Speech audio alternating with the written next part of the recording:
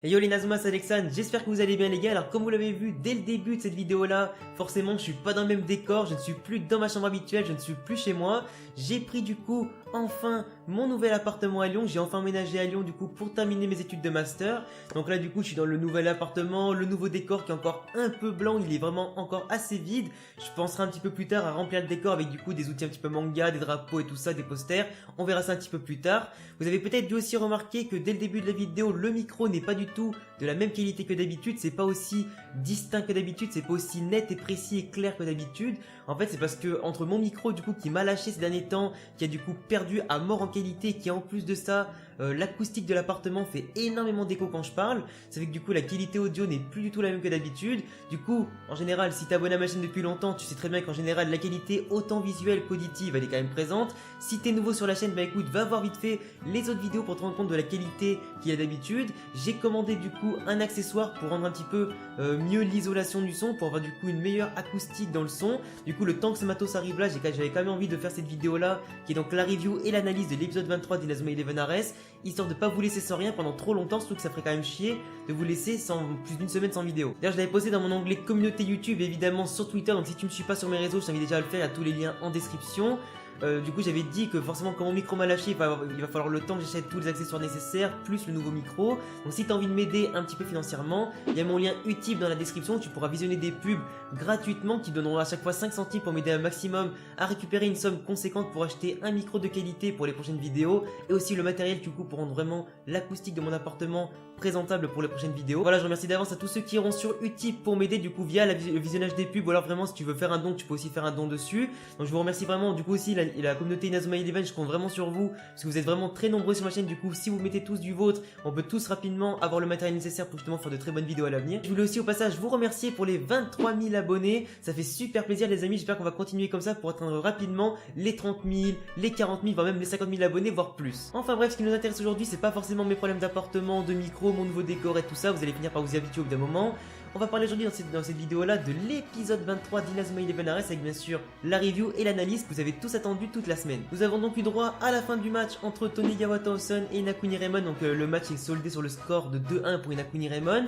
Pour une fois, je dis bien pour une fois les amis, il n'y a eu aucun bullshit dans ce match là, dans ces épisodes là, c'était vraiment parfait, ce match était vraiment super cool en termes d'intensité, en termes vraiment de, comment on appelle ça, en termes d'action de chaque côté, de technique montrée, de tactique illustrée par les deux équipes.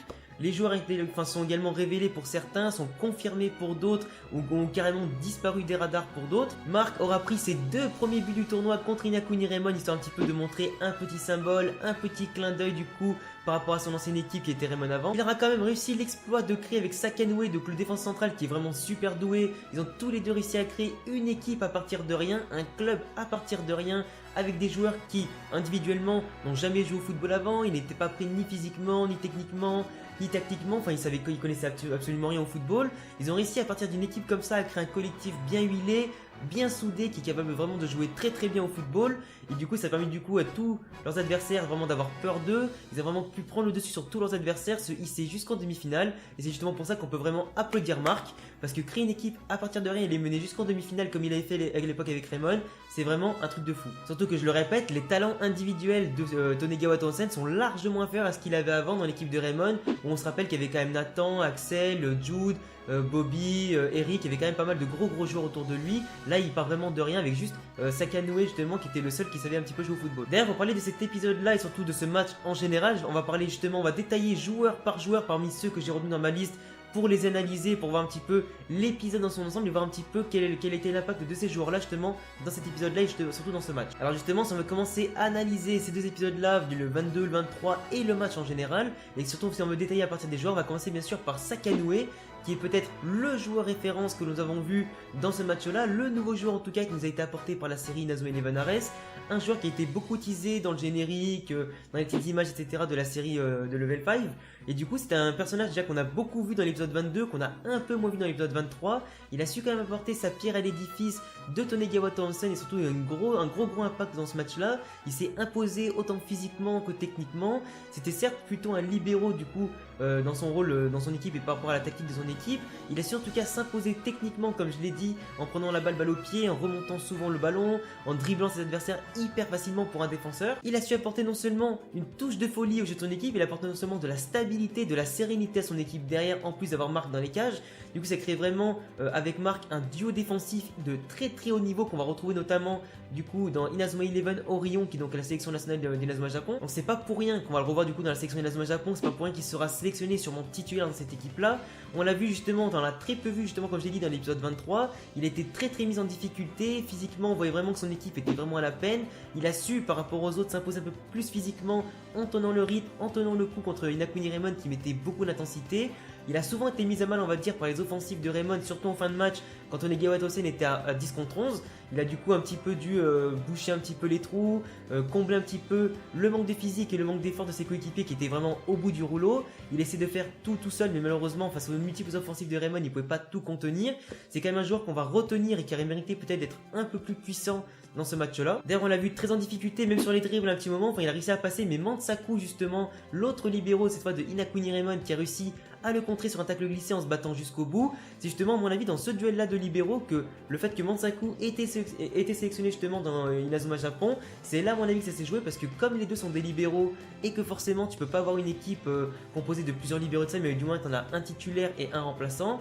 Je pense que Mansaku s'est imposé du coup dans ce duel-là, mais ça ne changera pas le fait que Mansaku, s'il a été pris à Inazuma Japon, ce sera plutôt comme, on va dire, comme pièce de rechange justement au fait que Sakanoue sera dans l'équipe et que du coup si jamais Sakanoue est fatigué ou a besoin de repos, ce sera Mansaku de prendre le relais en tant que libéraux. Passons maintenant à Mark Evans qui aura du coup marqué cet affrontement avec l'apparition bien évidemment du héros de la série, du personnage principal qui a su évidemment monter un club à partir de rien, de monter une équipe à partir de rien. Il a toujours montré, autant dans l'épisode 22 que 23, sa détermination à l'emporter, à devenir plus fort dans l'adversité, à apporter de la sérénité et de la stabilité à son équipe et de se montrer toujours en tant que héros et capitaine légendaire. On l'a vu qu'il est toujours aussi badass dans ses interventions, le mec a quand même balayé les tornades de feu à coups de poing à main nue, à coups de pied, tranquillement, à limite avec des pichenettes. Il a su évoluer tout au long de la rencontre, il a su nous montrer du coup des techniques hors normes et hors du commun. Il a pris malheureusement 2 buts qui étaient tout à fait logiques, avec aucun bullshit dont on va du coup revenir un petit peu tout à l'heure. Même quand il était pris de vitesse, il était toujours assez intelligent et vif justement pour réagir, développer un petit peu ses techniques, les contourner. Il connaît autant ses points forts que ses faiblesses et c'est pour ça justement qu'il arrive à progresser en regardant la vérité en face, en voyant ses faiblesses et les forces de l'adversaire pour justement s'améliorer soi-même, prendre du recul et justement contrer l'adversaire du mieux possible et justement intervenir le plus justement possible. Du coup je suis désolé mais sa nouvelle technique, justement on va illustrer ça comme ça, qui était Fujin Rajin, mais c'est justement l'exemple même d'un personnage qui est super intelligent autant dans le jeu, autant dans le football, autant on va dire dans l'esprit de réaction etc. pour prendre la bonne décision. Le mec il a vu que sa technique Majin the End du coup ne marchait que de face et que Inakuni Raymond voulait attaquer sur les côtés parce que c'est là où vraiment il perdait en puissance. Lorsqu'il tendait les bras avec Majin the End, du coup forcément le ballon continuait de tourner dans sa main, il n'arrivait pas vraiment à stopper la technique à 100%. Donc c'est pour ça que Inakuni Raymond s'est dit allez on va attaquer du coup encore sur les côtés, on va insister pour le prendre en revers à contre-pied, le prendre de vitesse et pour justement jouer sur sa faiblesse. Marc a compris qu'il avait besoin du coup d'avoir 2 gardes du corps cette fois-ci, non pas un seul de face mais bien 2 sur les côtés pour justement lui avoir à gérer l'axe et ces 2 géants d'esprit, on va dire d'esprit de technique qui pouvaient gérer du coup les côtés. Donc c'est pour ça qu'il a imaginé Fujin Rajin qui était donc du coup 2 gros esprits sur les côtés capables de contrer tous les anglements de sa surface et c'est justement ça qui est intéressant avec Marc, c'est qu'il arrive à réagir au quart de tour, à progresser, évoluer et justement à créer des techniques à partir de rien et ça prouve que c'est vraiment un personnage qui a autant un physique travaillé, autant un mental travaillé et une maîtrise de son corps et de ses techniques qui est vraiment très travaillée. C'est pour ça que justement qu'en plus d'avoir une technique totalement classe, le fait qu'il ait vraiment réussi sur le coup à évoluer une technique qui de base est très puissante en une technique qui peut être encore plus complète, ça m'a vraiment laissé sur le cul et quand justement il a encaissé le but, qui était tout à fait normal parce que cette technique venait à peine d'être créée, il venait à peine de l'imaginer et de la mettre en place. Donc c'est pour ça qu'elle pouvait pas forcément être parfaite ni arrêter du coup le premier tir qui a du coup entraîné le sacrifice d'un de ses défenseurs qui s'est brûlé la gueule et qui a justement été blessé. Ça montre en tout cas que c'est un personnage qui est très malin, qui est très fort, très intelligent et surtout très technique et qu'il faut mieux l'avoir dans son équipe que contre soi parce qu'il arrive vraiment en cours de match à progresser, affiner ses techniques et les compléter malgré l'adversité, malgré on va dire le fait que tu es en plein match et que du coup l'enjeu est quand même au-dessus du jeu en général. Surtout que pour oser avoir les couilles d'imaginer et créer une technique sur le coup à partir d'une technique qui est à la base très puissante, il faut quand même le faire, il faut quand même avoir les coronesses. Du coup c'est pour ça que justement il a pris son but, c'est pas du tout bullshit, ça manquait encore un peu de puissance et de perfectionnement. Et après c'est un petit peu ça aussi le tournant du match, le fait qu'il ait perdu justement un défenseur. Onegawa Tosen se serait trouvé du coup à 10 contre 11 et ont dû gérer forcément forcément l'impact physique d'Inakuni Raymond qui était plus frais physiquement, qui était justement meilleur avec le ballon à ce moment-là. Ils ont su mieux le conserver, avoir plus d'action. Donc c'est pour ça qu'à la fin du match, Inakuni Raymond a pu vraiment dérouler dans ces occasions, a pu vraiment dérouler pour justement attaquer à maximum Tonegawa Townsend qui s'est retrouvé du coup extrêmement fatigué par les efforts à fournir. C'est pour ça justement aussi que je l'ai dit tout à l'heure que Sakanoue s'est évidemment peu mis en évidence dans l'épisode 23 parce que lui il a dû courir pour les autres, c'était vraiment le seul qui pouvait tenir physiquement sur le terrain, c'est le seul qui a justement pu se battre un maximum.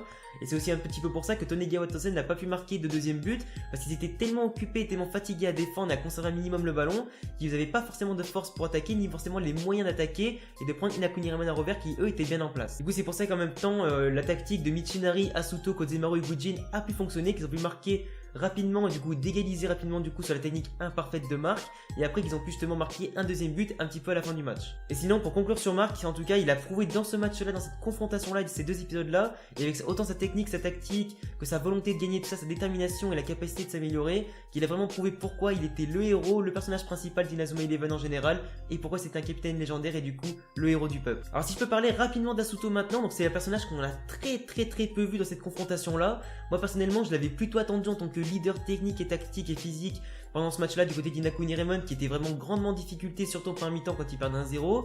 C'est pas forcément lui qui a apporté la réponse ni la solution justement au problème d'Inakuni Raymond, c'est plus Michinari pour une fois sur lesquels on va revenir juste après Asuto.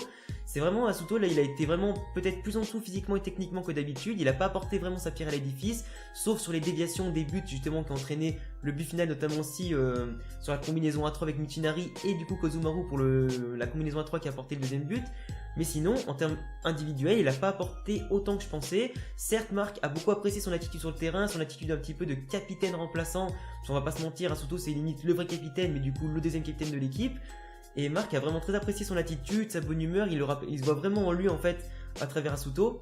Et du coup, j'attendais quand même un meilleur rôle d'Asuto sur le terrain, peut-être une plus grosse prise de responsabilité comme d'habitude, comme il l'a fait contre le collège alpin, contre Zeus ou Esegakuen. Mais je pense que du coup on le verra plutôt dans une grande finale, du coup avec avoir un grand rôle en finale contre Nosaka. Pour revenir sur Michinari qui cette fois les amis nous a en tout cas tous bouche bée avec un grand rôle de capitaine, il aura enfin pris la parole autant sur le terrain qu'en dehors du terrain, il a su motiver ses troupes, il nous a fait un bon discours à la shonen vraiment pour prendre confiance par rapport à ses coéquipiers, pour que ses coéquipiers lui fassent confiance. Il a pris la parole, il arrive maintenant à encourager tous ses coéquipiers au fur et à mesure du match. Il arrive vraiment à les remettre dans le droit chemin, il les encourage en cas de problème, il leur montre vraiment le bon chemin à suivre, il arrive vraiment à réfléchir et à regarder son sang-froid. C'est pour ça que du coup qu'il s'est mis à imaginer la tactique des déviations avec Asuto pour marquer justement les buts et l'aider à marquer.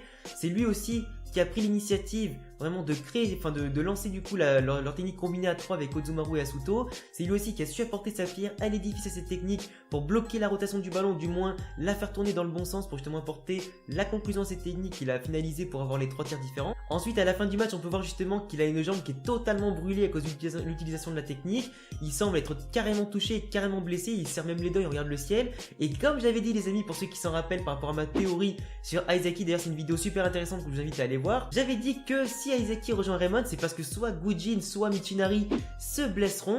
Et du coup, là, on vient d'avoir la preuve que Michinari s'est blessé, qu'à mon avis, ne pourra pas jouer la finale. Ou au pire, il va peut-être commencer le match contre Ute Tsukinomiya et donc l'équipe de l'Osaka. Peut-être commencer le match, mais voir très rapidement justement qu'il est blessé, qu'il ne pourra pas continuer. Il ne pourra pas forcément se voiler la face longtemps et du coup arrêtera de jouer et laisser le brassard de capitaine à Asuto. Du coup, ça c'était une technique super puissante, mais en tout cas, elle aura eu un sacré contre-coup qui pourra peut-être leur porter préjudice en finale. Alors bien évidemment les amis, je pouvais pas parler de ce match sans parler du héros national Gujin les amis, qui va risque de devenir vraiment la mascotte de l'équipe, la mascotte de la série, peut-être même la mascotte de ma chaîne, parce que plus les matchs passent, plus je kiffe Gujin à chaque match. En tout cas maintenant on sait pourquoi il est pris en sélection, ou du moins j'ai peut-être l'explication la plus logique en plus de celle que j'avais déjà donnée dans ma vidéo. Alors comme je le répète souvent, Gujin il a quand même un profil qui est atypique, qui est quand même propre à lui. Le mec n'a pas de technique, mais il arrive toujours à se mettre autant en évidence en défense qu'en attaque. Le mec marque plus de buts que les autres, il arrive vraiment à être unique sur le terrain, il a un profil qui est vraiment unique. Sa science du placement, pardon, et du coup son sens du placement, son instinct sur le terrain, sa capacité à anticiper et à bien se placer au bon endroit, ça fait en tout cas un joueur unique pour couper les trajectoires, pour les dévier, pour apporter apporter un petit peu son grain de sel aux actions, le rendre imprévisible aux yeux de l'adversaire. C'est vraiment, on va dire, le facteur X de l'équipe. C'est lui qui peut apporter la touche, on va dire, de folie justement dans les attaques et les combinaisons. Comme tu vois du coup quand il saute en l'air, qui fait des saltos en l'air, qui tape avec l'arrière de la tête et tout ce que tu veux. C'est vraiment un mec qui est super improbable, qui même sans les techniques arrive à se mettre en évidence et ça du coup ça le rend indispensable. Du coup toutes les techniques farfelues, les combinaisons un petit peu foireuses et tout ça, ça vient toujours de lui, toujours de ses idées à lui ou du moins de ses initiatives là, de ses conneries un petit peu, sa gestuelle qui est un peu spéciale à la Matuidi un peu. Mais du coup c'est vraiment un joueur improbable que je mets vraiment dans mon équipe parce que c'est un joueur qui est vraiment hors norme, qui arrive vraiment à apporter autre chose à l'équipe, qui change vraiment la tactique d'un match et vraiment le sens d'un match. Et c'est justement un joueur qui est super important et à mon avis c'est pour ça qu'il a été pris dans Inazuma Japon à la place de Kozumaru, qui lui a un profil trop similaire à Axel Blaze et les autres. Du coup cette technique backdraft qui a du coup permis de marquer un but, du coup le premier but justement qui était de l'égalisation contre Mark Evans, c'est surtout le premier but que Mark a encaissé. Bah, du coup ça a apporté du coup une touche de surprise, un profil différent et surtout sans Wujin, ces tactiques là n'auraient jamais pu avoir lieu et n'auraient jamais pu marcher en fait.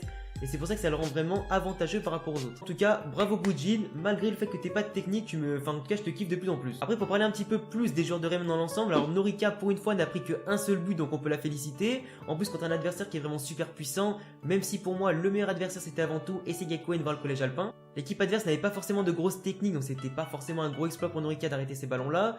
Les autres joueurs, donc les défenseurs, se sont pas du tout mis en évidence à part Mansaku qui a fait un tacle sur Sakanue et Iwato qui est aussi pris dans Inazuma Japon, qui a pris quand même quelques ballons, qui a su quand même s'imposer en défense, même s'il a eu du mal du coup contre la nouvelle joueuse dont on parlait tout à l'heure qui était donc Ponko. D'ailleurs au passage Iwato, je l'ai jamais vu courir aussi vite pour attraper un ballon. Sinon Iura au milieu de terrain, par rapport au Binoclar qui lui n'a rien foutu, Iura a essayé un petit peu de tirer il me semble dans ce match là du coup avec sa technique de la flèche de glace du coup qui sert autant de passes que de tir. Donc ça peut apporter une nouvelle corde à son arc et plutôt une nouvelle arme du coup pour Inakuni Raymond voir la sélection Inazuma Japon. Après les amis, pour parler d'une autre joueuse qui nous aura tous laissé sur le cul également en parlant de nouvelles joueuses, on va parler de Ponko Tanukigara qui est donc sans s'y méprendre le petit Tanuki raton laveur qui est donc devenu un humain. Alors je sais pas, je me rappelle plus avoir vu une interview ou une information comme quoi Level 5 souhaitait créer justement un personnage créé par les fans ou je sais plus quoi et qui du coup devait intégrer l'équipe de Tonegawa Townsend.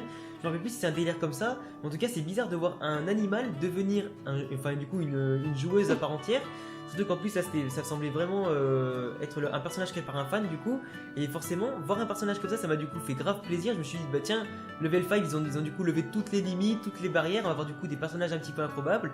Ça fait en tout cas super plaisir de voir ça. Surtout qu'ils ont intégré un personnage assez intéressant au final. Donc entre la queue de Tanuki, le bracelet rouge, on avait direct cramé que c'était ce petit Tanuki là. Elle a su apporter une petite touche de folie, de technique. En plus elle était super rapide. Elle avait des petites techniques, la permutation dans Naruto si tu veux, de quand elle a disparu et qu'elle est apparue devant la défense. Après, elle n'a pas forcément une grosse technique pour marquer un but, mais elle a quand même pu apporter le danger justement dans la défense d'Inakuni Raymond qui s'est vue totalement dépassée par une joueuse qui était vraiment super fraîche physiquement, qui a su vraiment apporter une touche de fraîcheur on va dire dans l'équipe, parce qu'elle était en pleine forme, elle n'était pas du tout fatiguée forcément.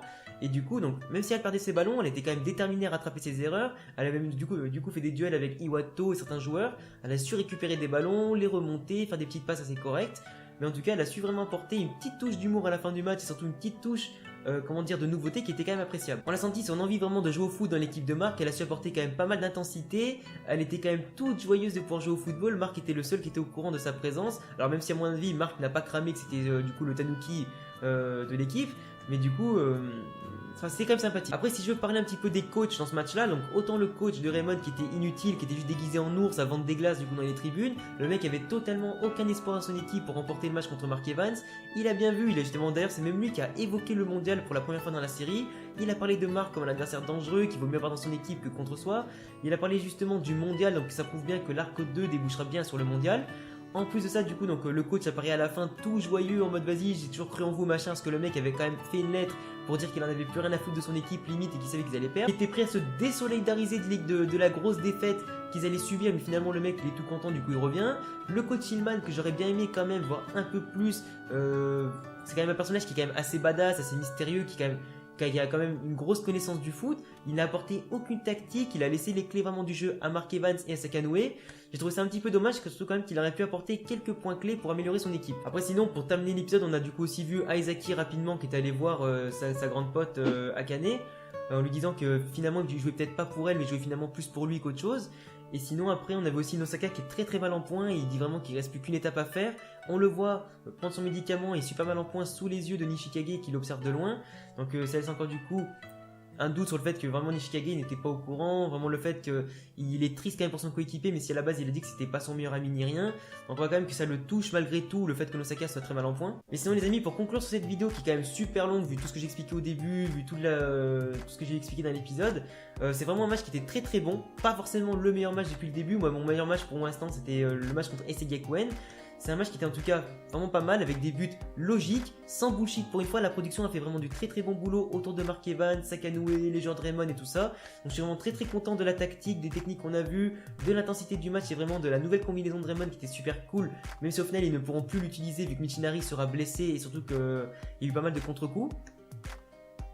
L'évolution en tout cas de Mark Evans est super intéressante, il a continué de progresser tout comme Axel et les autres personnages de Raymond de base. On a vu en tout cas une technique super intéressante, on verra que Mark sera vraiment un joueur clé dans le mondial qui sera du coup dans la saison 2 d'Inazuma Eleven Orion. Donc les gars, vous pourrez me dire en commentaire ce que vous avez pensé en même temps de mon analyse, de ma review. Évidemment vous pourrez me donner en commentaire vos propres analyses de cet épisode là et de ce match là. Si tu aimes les vidéos mon pote, je t'invite bien sûr à t'abonner à ma chaîne, me laisser un gros pouce bleu, me follow sur tous mes réseaux sociaux avec tous les liens en description. On est bientôt 25 000 abonnés sur la chaîne, donc je compte sur vous pour atteindre ce petit palier là. N'oublie pas d'aller sur Utip pour m'aider à financer du coup mon nouveau matériel, mon nouveau micro, l'isolation, etc. Parce que comme je suis étudiant, forcément j'ai pas tous les moyens nécessaires. Et en attendant, à bientôt pour une prochaine vidéo. Ciao les gars.